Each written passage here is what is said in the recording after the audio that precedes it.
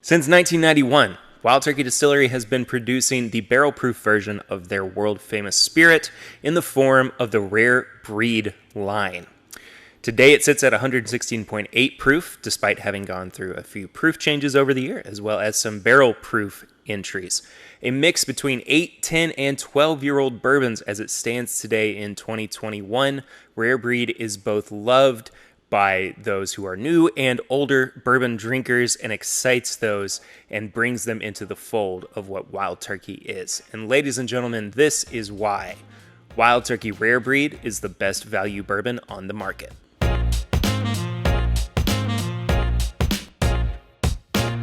So I think before I go any further, I've got to do my slick little change here into my turkey hat. See?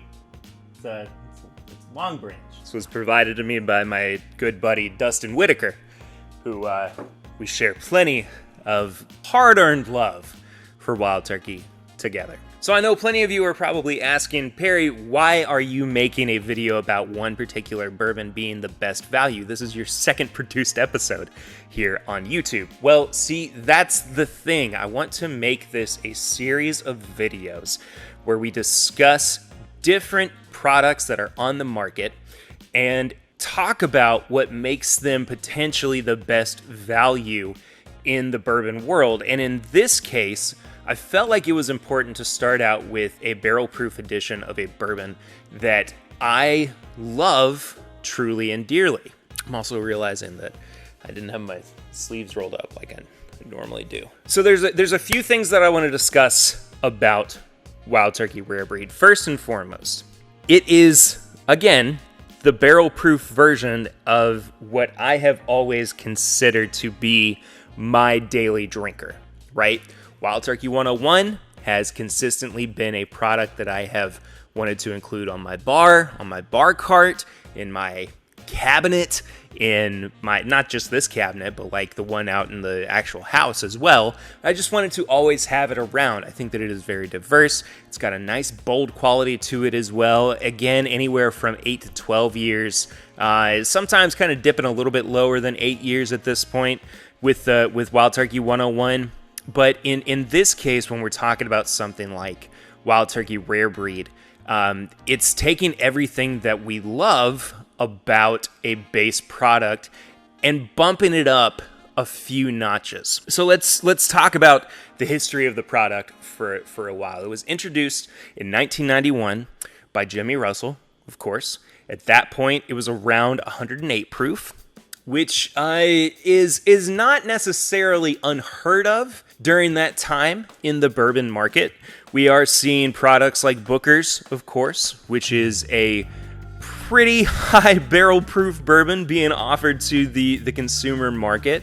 And in this case, this is almost Wild Turkey's answer to Jim Beam, to Booker No, taking on a product that could instill in some people the notion that they have more to offer than, and at that point too, they were giving drinkers their 101 bourbon, of course. They were giving them an 80 proof bourbon. There was the liqueur, the Wild Turkey liqueur, which we now know as Wild Turkey American Honey. And so by expanding their line and giving bourbon drinkers the chance to experience this product that so many of them knew and loved. And I say them because I wasn't born in 1991. Surprise to some of you, maybe, I'm not entirely sure, but I'm one of the younger ones here in the Whiskey Tube community. That being said, I do still, of course, appreciate and love what Wild Turkey Rare Breed is today, and we'll get into a bit of that here in a little while. So, as I kind of mentioned before, Wild Turkey Rare Breed originally started on what we would kind of call, I guess, the lower end of barrel-proof products at about 108. Then it jumped up along with a label redesign to include a turkey on the label to 112. And it stayed at 112 for a little while up until I believe about 2017, 2018, when the proof jumped up to 116.8, which is where it is currently at. And that is where we kind of pick up this story as it is today. So, why is Wild Turkey Rare Breed the best value bourbon on the market? Let's start from what a lot of people would consider to be the most reasonable argument for value. That's price.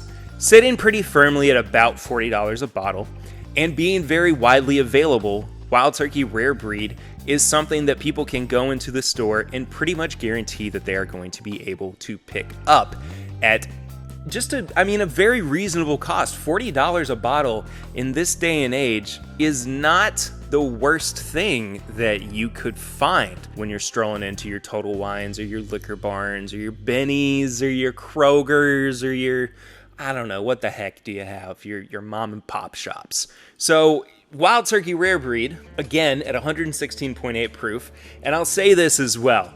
I love Wild Turkey Rare Breed so much, and I love the different iterations of it as well that have occurred over the past few years, that I even made a little infinity bottle as well. And one of the reasons behind me doing this is so that I could have a history, I guess, or an encapsulation of what it is that I love so much about this batched barrel-proof product. I will also say, this is purely at the moment just 116.8 proof Rare Breed. So it may be an infinity bottle, but I know pretty expressly what the proof is going to be in this bottle. And it dates back with product all the way to, I think, 2018, if I'm remembering correctly. We're in 2021, we're at J.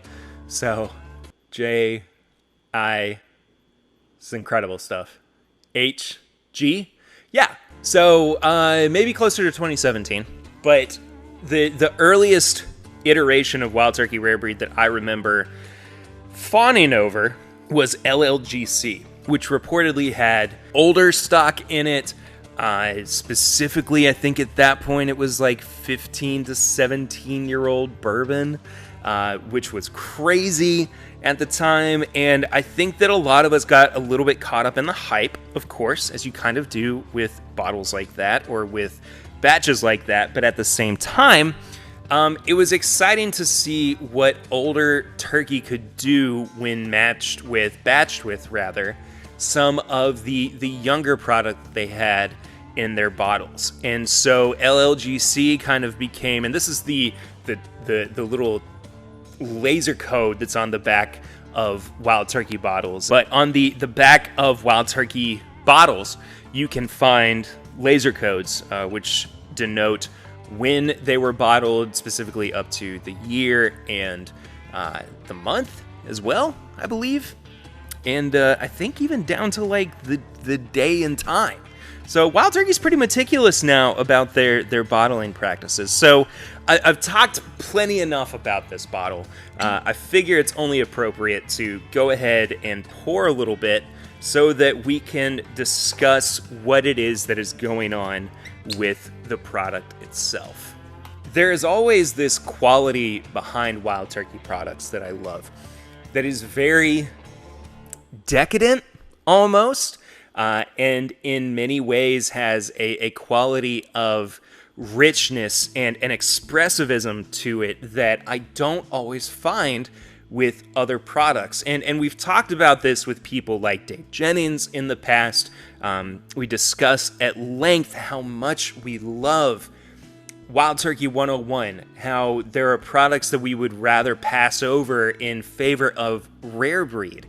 At, again, $40 a bottle, probably about 8 years old at the very least, and 116.8 proof. And I think that kind of also leads into one of the points that I want to make about a barrel-proof bourbon. And this entire series is not going to just be barrel-proof bourbons. There are going to be some that I highlight in the lower proof range, of course. But in this case, I want to have a very specific conversation about what makes barrel-proof bourbons special and why it is something that the bourbon drinker themselves should try to hunt for and consider more when they are going to the store and purchase. We get asked the question so many times, what would be your desert island bourbon? And 9 times out of 10, I'm going to say something that is in the barrel proof range. And there's a good solid reason for me with saying that, and that is because of the diversity that comes with a barrel proof product. Say one day you're not so much feeling that you want to have something over 110 proof, over 120, and so you want to give yourself the chance to kind of cool down, give your palate the chance to cool down, and so you can do anything from adding a large rock of ice, adding a few cubes, adding some water to kind of proof it down. But the big thing here is that, I guess you could add it to a cocktail as well. But the big thing here is that you are able to do so many different things with it that a lower proof bourbon doesn't allow you the opportunity to do. You can't add proof into something, but you sure as heck can take some away. And so why wouldn't you want to give yourself the chance to have options? So if you ask me a question along the lines of what's your desert island bourbon, or the one bourbon that you want to take through the, I don't know, this isn't a question, but through to the apocalypse, nobody asks that. I don't know. Maybe you can ask that to me now. But in this case, talking about Wild Turkey Rare Breed, the rich decadence that I was kind of talking about on the nose is so present. It starts with this really kind of sugary note that's kind of being wrapped up in oak notes as well, gives way to some citrus, gives way to a creme brulee note that also is being padded out by a little bit of mint and a little bit of greenery almost as well, that is just very Wild Turkey. Wild Turkey is very much in and of itself a unique product, and I will never turn down a glass of Wild Turkey, and especially when it comes to Rare Breed. So let's take a little sip of it. Let's talk about what's going on in the glass, and then we'll kind of come back and talk a little bit more about the value behind this bourbon in particular. One of the common comments that I feel like I hear about barrel-proof bourbons is that they don't drink like they are the proof that they're at. And it's a really odd statement to make to me, because how often do you hear people say things with lower proof bourbons, whether they're 80 or 90, maybe they're shooting it, maybe they're drinking it more quickly, and they just say something to the effect of, oh, it burns, there's so much alcohol on this, I just don't know how you drink a bourbon. And then you break out a barrel proof bourbon, and you either don't tell them how hot it is, or how high a proof it is, I guess, or you just tell them straight up, and then they go, well, that doesn't drink like it's 120 proof. How the heck did they pull that off? And I'm like, I don't know. I don't know the science behind it. I do a podcast, and I sit here in front of a microphone in my garage studio, and I talk like this. Not all the time, but apparently that's just kind of where it goes. But I think that Wild Turkey Rare Breed is a really good indication of that notion, that the higher proof doesn't always have that quote-unquote alcohol burn. And it is always going to be somewhat of a crowd pleaser, or at least going to give people the opportunity to find something within this product that they can really latch onto. And again, if you're thinking about how far this bottle can stretch you in terms of value or investment, you can absolutely get 100% of that. Just because it's at 116.8 proof doesn't mean that you always have to drink it at that. Cut it down to 101, cut it down to 80, put it in a cocktail. It's still going to be a great bourbon. And I think that's why this product is so great for its value. Do I think that there are other products on the market that can give it a run for its money? Absolutely. That's what this series is for, and we're going to get into more of those in the near future. Some of you who are longtime listeners to the podcast probably know what some of those whiskeys are going to be, what some of those bourbons are going to be, but in the meantime, I wanted to open up with a product that I find to be incredibly delicious, incredibly affordable, and is also widely available to the public. So that is why Wild Turkey Rare Breed is the best value bourbon on the market.